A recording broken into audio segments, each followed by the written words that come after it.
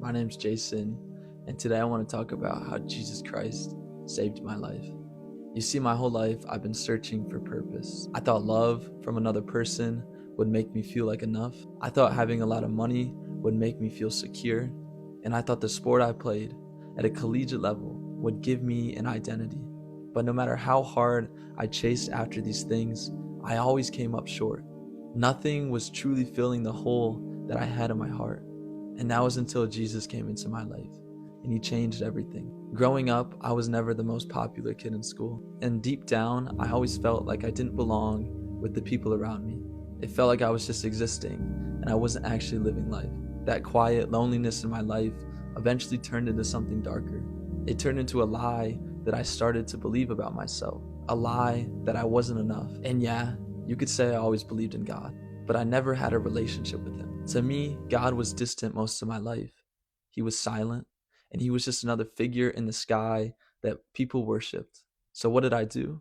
I kept searching for love in all of the wrong places and purpose in everything else besides God. And all it did was lead me into an emptiness deeper than before. And during these difficult times, I tried everything I could to numb the pain that I was going through. I would drink, I smoked, I partied, I got with girls, I did everything. I was chasing every single high that this world had to offer, only to forget how low my life actually was. And I simply became somebody that I wasn't, just to fit in with the people around me, just to feel something it amidst all of the numbness in my life. But the truth was, the emptiness always came back. And if not, it came back stronger than before. I was simply living a double life. On the outside, I was this college athlete, living the dream, posting my highlights, smiling in photos. But on the inside, I was broken. I was lost. And I didn't have a purpose with my life. I was always surrounded by a lot of people, but yet I still felt alone in the crowd. And the worst lie that I believed about myself was that God had forgotten me. And to make things worse, on June 29th, 2024, I caught my ex-girlfriend cheating on me in person with my own eyes. And that completely destroyed me. It destroyed my concept of love and trust. In that moment, I could officially say I hit rock bottom. Fast forward a month to August, and I transferred schools. I decided to move to Ohio to keep playing soccer at a collegiate level. And this was my new opportunity for a fresh start, to meet new people and have a new chance. But one thing I realized is you can't outrun God's love for you. Nothing changed in my life and I was still broken. All of September, I remember walking around campus alone for hours, just questioning everything that was going on in my life. I'd look up to the sky and I would ask God, why does my life suck so bad right now? Why are all these things happening to me? And it still felt like God wasn't listening to anything I had to say. On top of all of that, I started to play bad in soccer. I wasn't performing at the level I knew I could, and it was affecting me mentally. The focus and the passion I once had for the sport completely went away. And with every misplay that I had, I felt like I was losing that last piece of purpose I had in my life. All of it was simply slipping through my fingers right in front of my eyes. And it left me wondering, what now? What is my purpose? Why am I on this earth?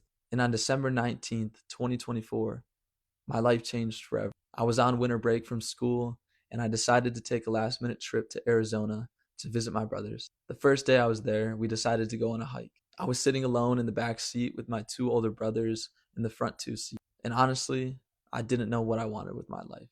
I was lost, confused. All of the emotions were just building up. So I was staring out the window, thinking all these things. But for the first time ever in my life, I did something I've never done before. I prayed. I said, God, if you're real, if you are actually listening to me right now, please just give me a sign. I can't keep doing this anymore. I can't keep walking through this pain. So if you're actually listening to me, just make it known. So we started the hike. After about 10 minutes into the hike, I look down at my feet and I see this piece of paper. And honestly, when I saw it, everything just froze in my life. That heavy weight I've been carrying recently just lifted off my shoulders. After I saw this note, I saw this and everything just clicked. We kept going on the hike and I just kept it by my side. And about 10, 15 minutes later, I saw the second note. I kept that one, and we just kept walking on the hike. And about 30 minutes later, as we're getting closer to the top, I found the third letter. So right now I found 3 letters, and everything in my life is just coming together. When we reached the top of the mountain, my brothers and I wanted to get a better view of the city of Phoenix. So we stepped off the path and we took a detour. We climbed over some big rocks, and that's when I saw it. A small red Bible tucked between 2 rocks. I picked it up and I opened it to read a message on the front cover saying, "This is a sign from God. He loves you." In that moment, everything clicked in my life. This wasn't a coincidence. This was God reaching out to me, telling me that I was seen by Him, that He loves me. After chasing all of the money, success, and love, and everything else that this world had to offer to me, I realized that Jesus was chasing after me this entire time. And no matter how fast I was running from Him, and no matter how far I did run from Him, He was still chasing me. He simply never gave up on me. That same day after the hike, I hopped on the first flight home. The flight left at around 11 p.m. and it got back at about 5:30 a.m.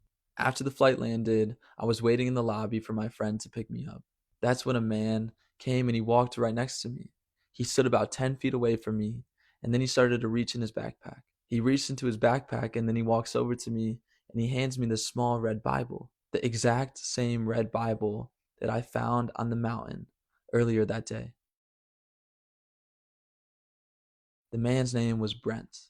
He was a complete stranger to me, and he had no idea that I had those notes and the Bible in my backpack. In that moment, I froze even more than before.